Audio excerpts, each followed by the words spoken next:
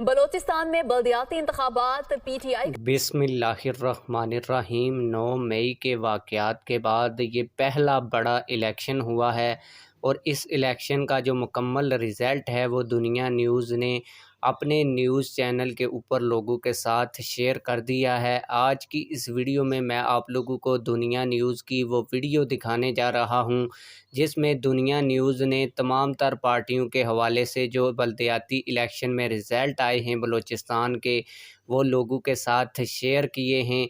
इसमें आप लोगों को ये भी पता चलेगा कि तहरीक लब्बैक पाकिस्तान और पीटीआई के हिस्से में इस 9 मई के वाक़यात के बाद जो इलेक्शन हुए हैं, इस इलेक्शन में तहरीक लब्बैक पाकिस्तान और पीटीआई के हिस्से में कितनी सीटें आई हैं, तमाम तर चीज़ें डिटेल के साथ आप लोगों को बताता हूं और आप लोगों को दुनिया न्यूज़ की वीडियो भी दिखाता हूं। लेकिन वीडियो दिखाने से पहले आप लोगों से एक छोटी सी रिक्वेस्ट है, अगर आपने अभी तक हमारे इस चैनल को सब्सक्राइब नहीं किया हुआ तो चैनल को लाजमी से सब्सक्राइब कर लें ताकि आने वाली नई वीडियोज़ आप लोगों को बर वक्त मिलती रहें।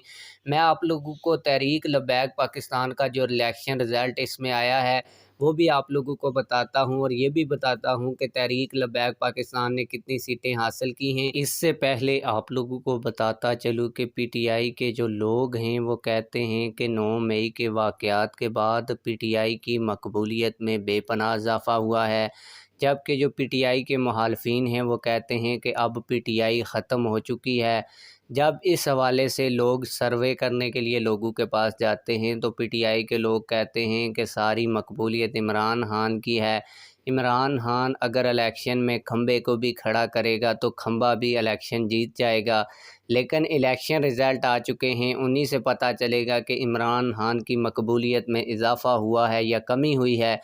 आप लोगों को बताता चलूँ कि तहरीक लब्बैक पाकिस्तान ने इस इलेक्शन में जाम कमाल ग्रुप से इत्तेहाद किया था।